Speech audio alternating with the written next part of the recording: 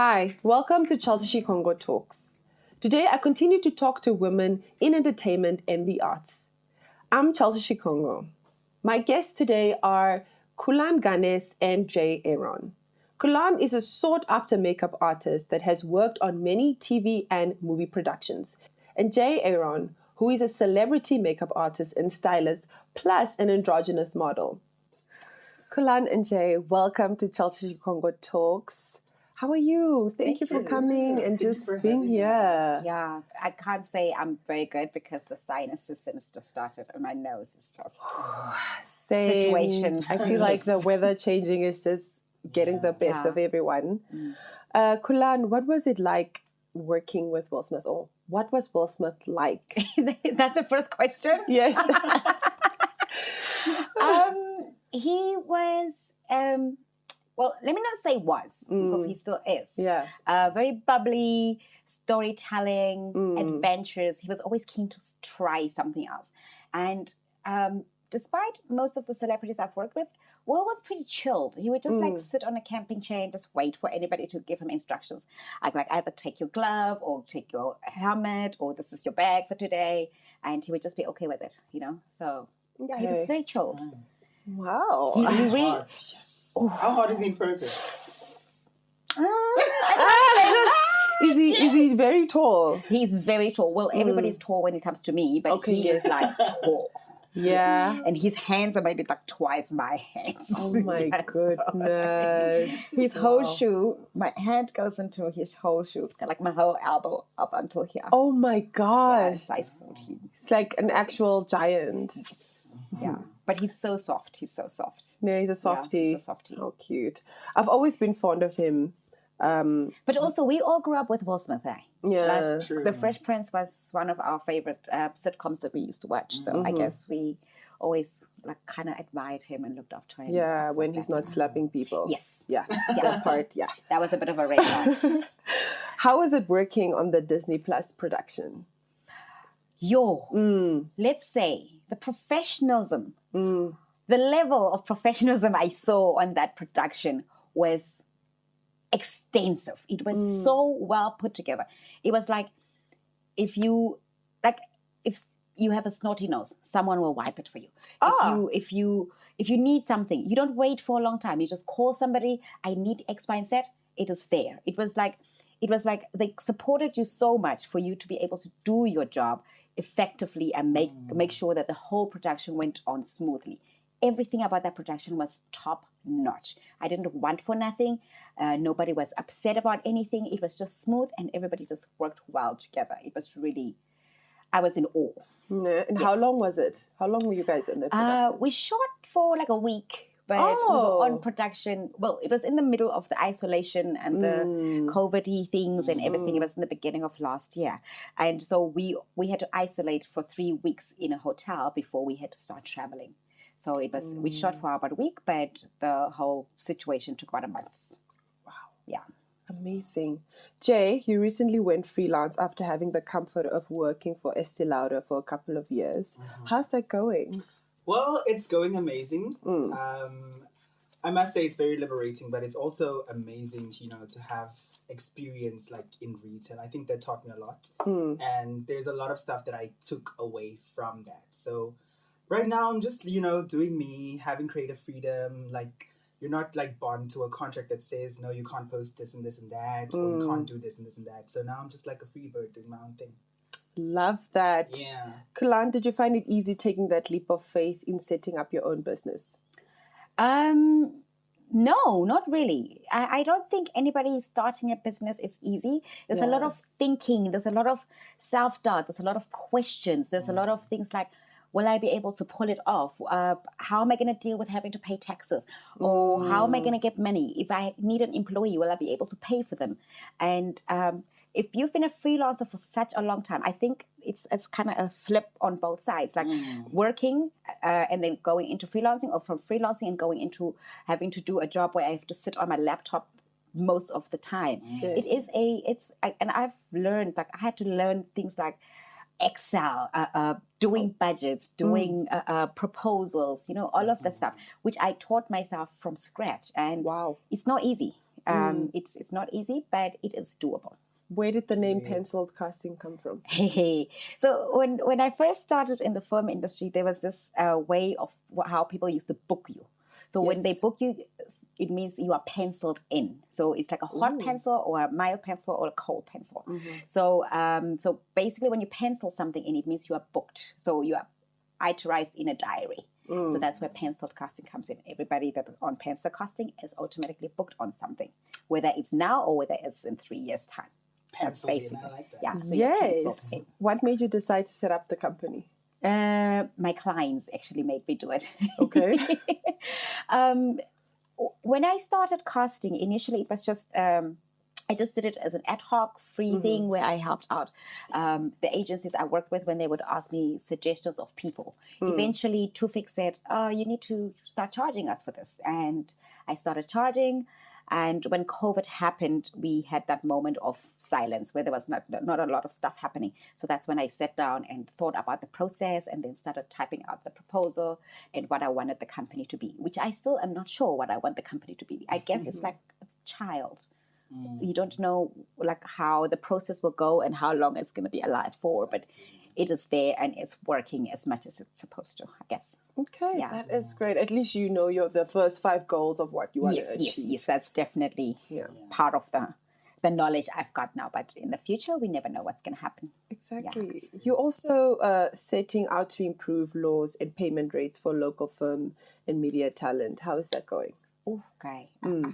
I don't know.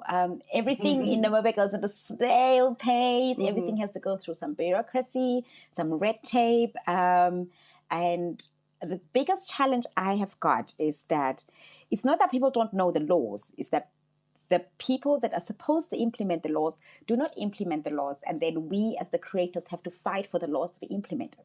Yes. But it needs to come of, like me as pencil casting is just me.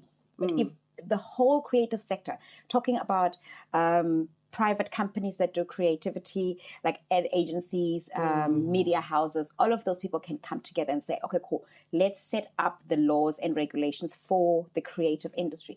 Then it will work. But if one person says, oh, I'm going to do this, and then 5 months later, they couldn't do it because nobody else was helping them. If Jay goes on and says, I want to do this, and nobody's helping him, it's not going to work because it's like we're constantly taking 5 steps ahead and then we're taking 20 back. Okay. Yeah, so it's a constant fight.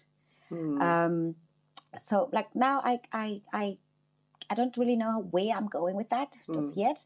So it's still a little bit on the back burner because I have other bigger things that I have to worry about now. But it is something that I would really, really love to change. You know, I want to have people come to me, Namibian companies come to me and say, Kulan, we want to pay 50K to X, Y, and Z for this project for the next 12 months. Then I'll be happy. Please don't come to me with $500. Yeah, because most of my people will do $500 jobs because of me, because of their loyalty to me. But I don't want to put them in that position for them to have to choose between me and having to get a bigger opportunity, because it doesn't. It will not grow. It will not grow. We will just be here in infancy forever and then eventually fizzle out. Kulan, have you ever thought of probably getting sort of like a petition going around to sort of say, hey, like this needs to become part of the policy in order to get clients to really take it seriously and not think like, okay, we can just pay models this amount because it's that's the amount that was always paid, so why should it change now? I have really thought about it. Sometime last year, there was a petition going around from the models of Windhoek Fashion Week saying that their fees need to be increased and everything. But I think before we can do the petition stuff, we need to come together as an industry and make the informed choice of why the fees need to change, you know, because if Windhoek Fashion Week decides to do their own petition, I decide to do my own petition. They are mutually exclusive. So what Windhoek Fashion, the only reason I heard about the petition with the models was because I'm in the industry with the models, because they work on Windhoek Fashion Week, but they also they're on my books as well.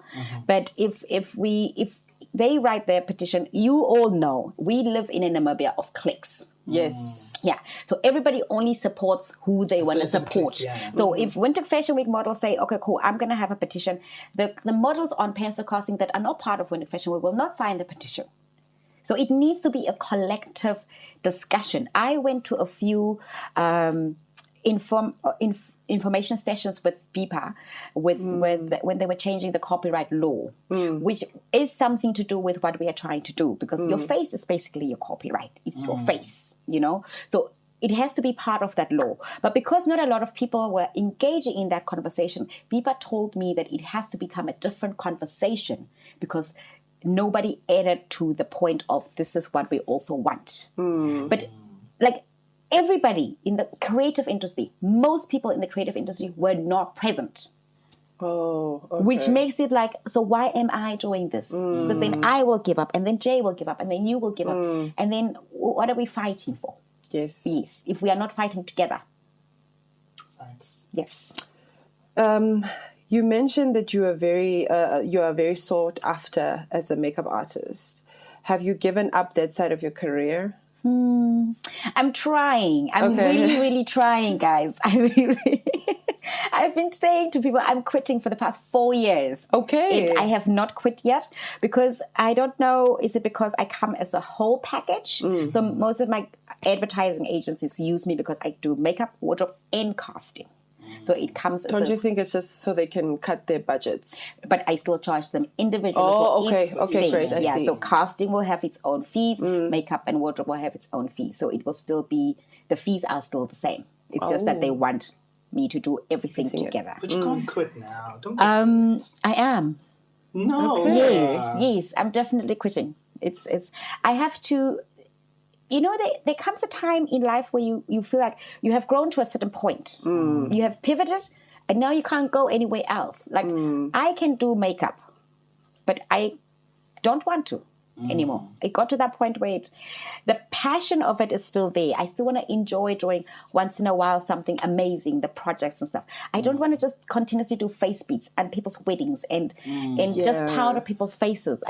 It gets mundane. I want to have a challenge. I want to do monsters and blood and gore and fashion, like high fashion. Art. Yes, that is what I want to do. But because we live here, it's very limiting that you get opportunities like that. Jay can contest to that. So it gets to that point where your passion stops being a passion and it just becomes a routine.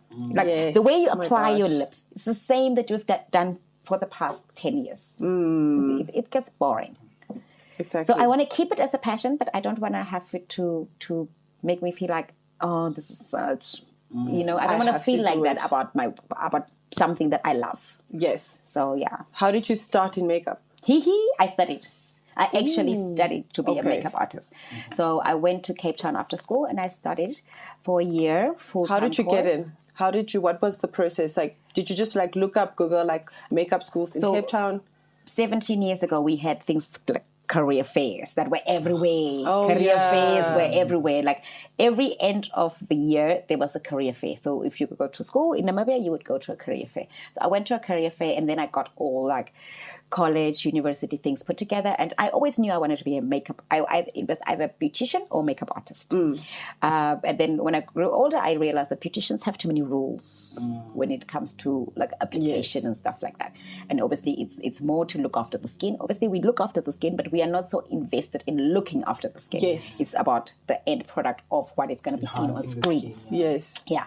So then I said, okay, cool. It has to be full makeup instead of beautician. Okay. And then I applied for college. It was their first year. It was the first time that they were doing this makeup course. And then I went. What was it called? Bachelor's in? No, it was just a certificate. In just makeup on It was screen? film and TV makeup. So it was an extensive course. Every morning from 8 a.m. till 4 p.m. Every day we were there. Even weekends sometimes we worked. But it was mostly hands-on in the class. I didn't have things like homework and things like that. Oh, nice. Yeah, so it was all hands-on. And my lecturer was actually a makeup artist in the industry, South African lady, that also worked with Will Smith on the Ali movie. Oh. Yeah, so we did the whole course, and she was asking me, actually, don't you want to move to SA? And I was like, no, I want to come back home and work. And I came home, and I worked in Gaza's music video. That was my first job. Oh. My first paid job. Yes. But before that, I worked for free for like 2 years. Mm-hmm. Yeah, as we should. Jay, you said you started making up dolls with styling and makeup. Tell us more. So I am from a very small town in the south called Karasbach. Yes. And my flamboyant self would always attract like the girls, the baddies. The baddies of At that Karasbach. time I was just like, just the basic girl, also trying to do my thing and serve a look.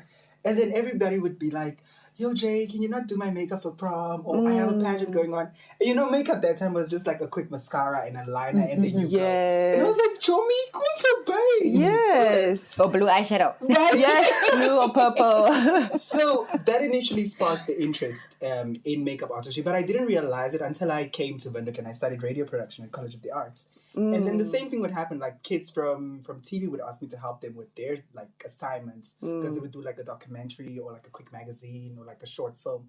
And I was like, you know what, let's go, let's do it. Then I started doing it and I started loving it. And I think it just manifested again, like ever since like I was a child. And then I told my mom, you know what, I need books for this and this and that. And then I went to Joburg like for makeup, to School of Makeup Artistry. Wow. With my mother's money that I lied about for books for College of the Arts because like a book Right. at College of the Arts is like $150. Yes. So I went. I couldn't intern. So I never finished my radio production diploma. So I couldn't intern. So I went to beauty school. I came back and then I got a job at MAC Cosmetics. And after that, I just started working and I just started practicing my skill. And yeah, that's how I got into it. And now I play with life-size dolls. Lovely. Yeah. Where do you draw your inspiration from for your creations? Anything and everything, but I would say my inspiration comes from like queer culture. I feel like beauty in general comes from a lot of queer ancestors that did the things even before. I feel like trans women paved the way for beauty, and not only for beauty but for all of these other activities and like activisms, like our rights as LGBTQ community, and that played a huge role in my life, and it still does. So I think my inspiration mainly comes from that. Beautiful. Yeah. Do you think enough people think about their personal styling? Not around here. Yeah. Not around here. Not around here? I don't think people pay as much attention to styling Or personal style. or personal style as they should.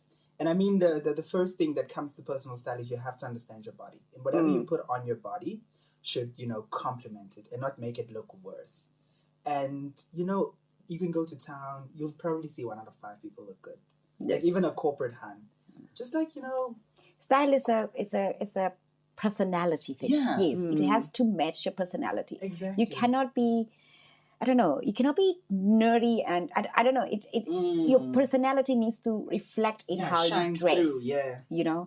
And lots of people don't really think about it. They don't. And I really hope that like people start doing that because, I mean, it's just good manners to look good, Exactly. Yeah. Good manners to look good. No, yeah, I don't think they teach that. They teach you to sit upright and cross your legs, but they don't also teach you to dress right. Exactly.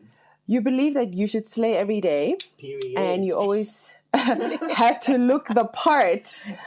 You came up with a 30 days as outfits trend to wear a different outfit each day. Was that a success? What was the feedback from that? Well, that was a great success. I think I still have 2 days left to finish the challenge. Oh, so you started another one again? No. It's the same one. It's the same one. I just got busy with other stuff. Yes. Yeah, but I think it's a great success because I see a lot of people also like do the challenge. And it's fun. It's also like a great way to teach people how you can style stuff. Like, and if you have a similar body type like mine, then you can, play around in that sense. Exactly. And I personally feel like you should slay every day because, I mean, when you die, you need to look good. Exactly. So if a part today, I know I've served a look and that's it. Yeah. I came, I saw, I conquered. Amazing. Do you have like any tips for people with like styling when it comes to styling? Like the basic stuff, Like like the just basic to stuff. get your outfit like that feel. I think the safest thing you can do with your style is to know what works for your body. That's the first and foremost thing. Know what body type you are and know what complements it. And then secondly, if you are trying to play it safe or if you're trying to like, move into like getting like a style identity, you don't necessarily have to play with colors, but you can also like, work around monochrome colors. That's like the safest thing, like your blacks and your whites. So look into that. And also, hair, nails, and your face and skincare, all of these things, they're part of styling, even though we don't see it that way. So if you can like, just lean towards, investing more into that, then you're good to go. Okay. Where do you start with styling someone? Where do I start? It starts with a consultation first. It depends also on what you want. If it's like your day-to-day personal styling, we can go to a shop and see what works for you. Or we start a consultation and I find out what you want to look like or what your look and feel is. Also, like Kulan said, like style is like a window into your personality. So if I don't know your personality, I really can't style you. So that's the importance of like a consultation. And after that, we take it from there. Like we source the fits, we source the hair, we source the look that you want to do. And yeah, we take it from there. And then we like, it's basically, and I keep on saying this, it's basically like playing with a doll. This time around, it's just a life-size doll and they have a lot of opinions and they don't trust you. But at a later stage when that relationship, like it gets to a point where they're like, you know what, Jay, I see the vision and I understand. Okay. Exactly. Kulan, is there an art to casting someone for a role? You have to understand the script. That is the first thing. You need to understand your brief. So whether it's the script or the or just the brief that you get for models or whatever. So what I normally do is I first wait. The client would ask me, okay, cool, you need to cast this person, and then I will get a brief. So you need to understand your brief, and then you need to understand people. Yeah. So this is why Tufik said I should actually start my own company and start charging people for it. It's because he says I have a way with people. Like I can talk to them in such a way that they come out of their shells. So you need to understand people. You need to be able to read them. Yes. I cast everywhere. It doesn't matter whether I'm in a bar, whether I'm in the salon. Did you just cast me for a role, Kulan? Yeah. So I cast everywhere and everybody. So it just depends on what kind of project I'm working on right now. If I'm going somewhere, that's the people that I look out for 24/7. So you need to understand people and and then you need to be able to talk to somebody, walk up to somebody and say, hi, I have this X, Y, and Z thing. Could you please like to be in my advert? The least they can say is no. Yeah, the worst thing that they can say is no. Yeah, is no. Do you get a lot of no's? No, I hardly get no's. I'm adorable. Yeah, no, but I feel like people are just like, do I really look like I can do an ad? Yes, they do ask that question. They do ask that question quite a lot. And then I'll be like, yes, you are. I'm telling you. And then they will be like, okay, cool, I'll give it a try or I'll not give it a try. I do have people that also fall out on the 99th minute because they have self-doubt. And it is okay. It's not for me up to me to push you into a role or whatever. Whenever you're ready, you can always sign up and come back. Okay, so you do have options. Yes, I do have. I always first have and options. second. Yeah, there's always, until third. Okay. So if a client needs 10 people, I'll give them 30. Period. Nice. Yes, so that they can choose whoever they want. But all those people will have the same personality, the same look, the same vibe. Nice. Yeah. So, That sounds very interesting. I never thought of it in that sense, like when it comes to castings. Jay, do you think the COVID-19 pandemic changed our style? Because people stayed at home in jogging pants and some people said that they have put weight on. Did that change people's styling in your... I definitely think yes.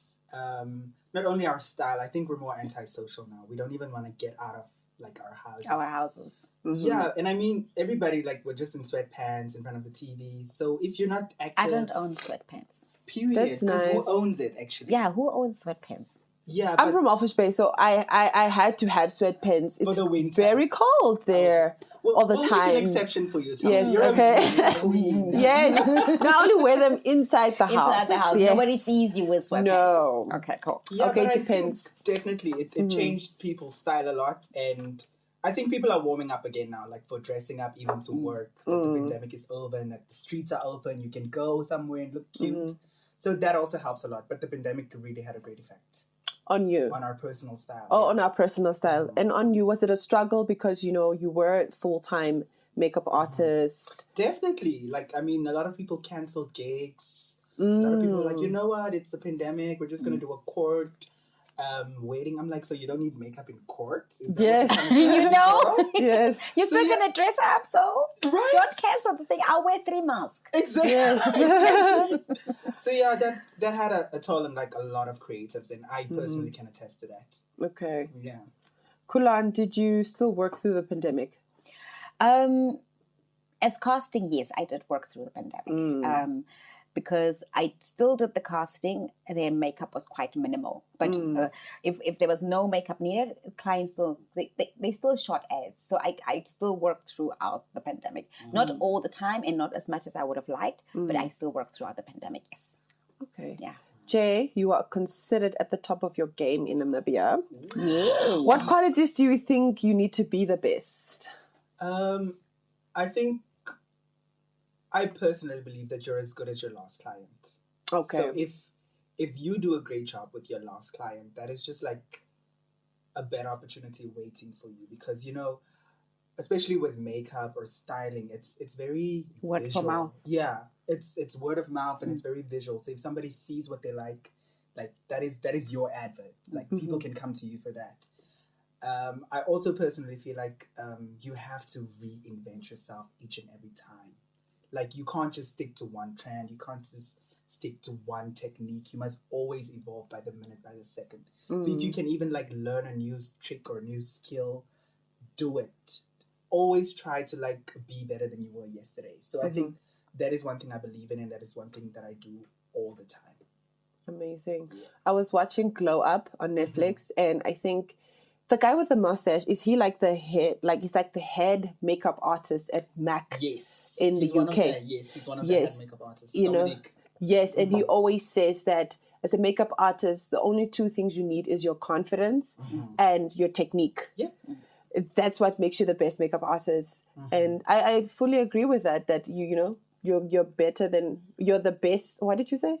Let me not. You should always reinvent yourself. Be better than you were the last time. Something about the last client. Yeah, you're as good as your last client. You're as good as your last client. Your next job is as good as your last job, or something Yes, like that one. Yeah. I've also heard that one. Jay, what's your favorite item in your wardrobe? Ooh, good question. So my favorite item right now is like, so I bought this bra. Okay, let's get I bought into it. the bra because when these girls Yes. book me enough for enough money, I want to like get boobs. Yes. So I'm trying to practice, and I can't stop wearing it at home. Yes. I love That's my it. favorite Is it a item. push-up bra? It's not like a push-up. It's like a cute lingerie. Is it like Ooh. lacy? Do you like wear it and walk around the Okay. house like I bare-chested, just be like, I even put some toilet paper in. Yes. But why do you get like those? It's like a bra, but it actually looks like it Like could be a boob. Yes. I want to, but I don't know if because I've tried, but like they always slip off. But I think with the bra, it will give. Okay. So, yeah, thank you for that. Or what about like the silicone ones that like the drag queens Yes, wear? yes. Those silicone ones, but I really want like a set of A set of goodies. What size would you go for? Let's I'm ask that definitely leaning question. towards like a B cup or like a C. Like Let's go for a C. Go for a A C. C, Yeah, no? because C is kind of there in the middle. A B is on a little smaller side, and the D is a little bit on the bigger side. But for So a a C, C. yeah, a C is a good one. Okay. Oh my gosh. So amazing. What's your favorite item in your wardrobe, Kulan? My fellies. Your fellies. I'm not really very much attached to my clothes in any way. So Is that like a normal thing as a stylist, just to be like not really? Or is that just you in general? just me in general. I don't have anything that I would say is my go-to thing to wear. So like if your suitcase gets lost at the airport, you'd be like, it's okay. It's not. Yeah. Okay. I could never. I don't They must have- find it. Really? Okay. Yeah, I don't have those attachments to my clothes in any way. But what about something that somebody gave you? No. No? Nuh-uh. Maybe my earrings. I'll be very sad because I have this massive box Yeah. filled with earrings, which would be a bit of a problem because I have 6 holes on Okay. each ear. Nice. So maybe if my earrings box get lost, I'll be a bit sad. But most of the time, I'm not that attached to my clothes. Okay. Yeah. Jay, you went to beauty school in Johannesburg, but you are mainly self-taught. Do you think that helps you to be more creative? I definitely think it helps you to be more creative, but just to have guidance is always important, because then you know that there's a certain guideline to do a certain technique. Because as a self-taught makeup artist, you can only do as much as you are self-taught. And the one thing about being self-taught and about being on YouTube is people, especially these YouTube girlies that get like PR packages from these big companies. Exactly. They teach you stuff that you actually don't need. Like they would sell 10 concealers to you, but you don't even need 10. You don't need 10 concealers. You need one, you Yeah. need 2 maybe.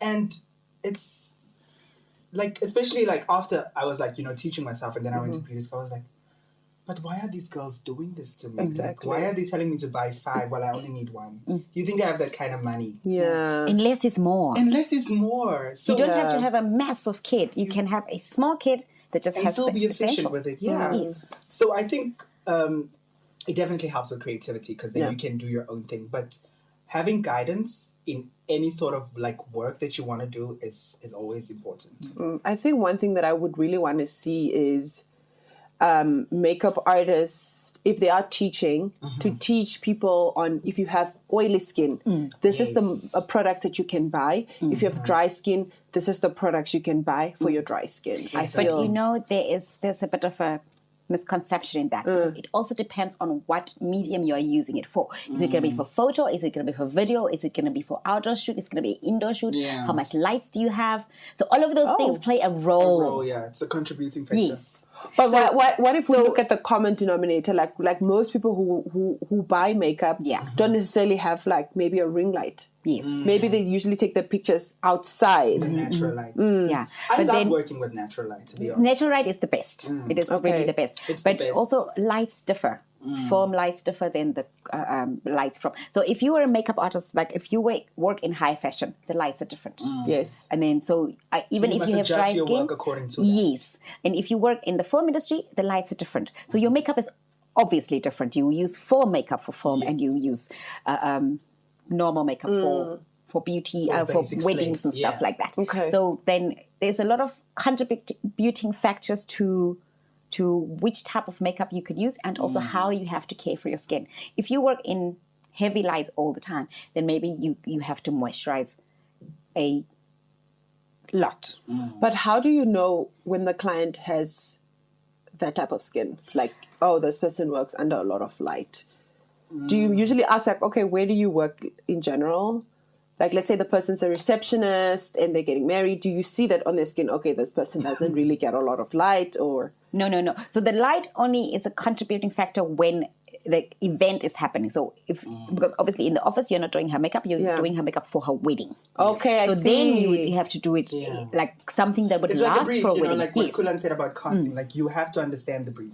Yeah. And I think that is the most important thing also with consultations. Yes. Like, when you Ask your consult a client, how do you wash find your out, face? Yeah. Or what do you use skin as a type are you? moisturizer? Like, You what know, characteristics does your skin my have? Is your gosh. T-zone oily? Then you prep your kit according to to your client that you're going to do the makeup for.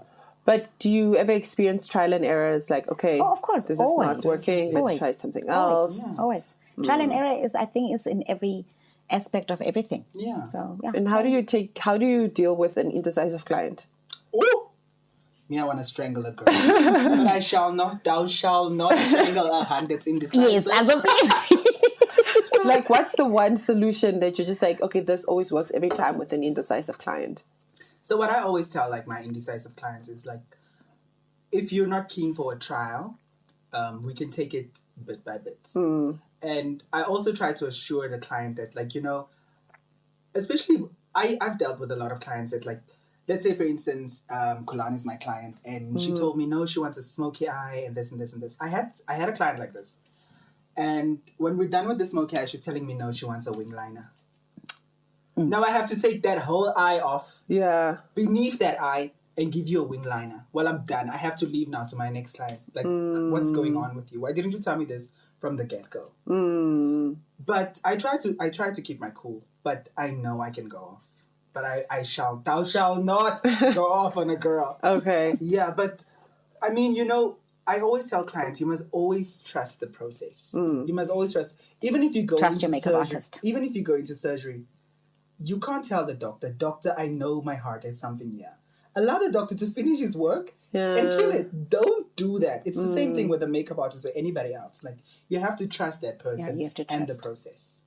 Because obviously you just don't wake up in the morning and say, okay, Inge Pinge Banimo, I'm going to pick this makeup artist. Right. You pick a makeup artist according to the research you've done on this person. Obviously they are on social media. You can see their work. And then you cannot, it's like you are, what's the word? Demeaning their work ethic and their work, you know, and their creative process. So do your research, know what you want, and stick to it. Yeah. Because we are also not just there for one client, we are there for many clients. Exactly. That's it for this episode of Chelsi Shikongo Talks.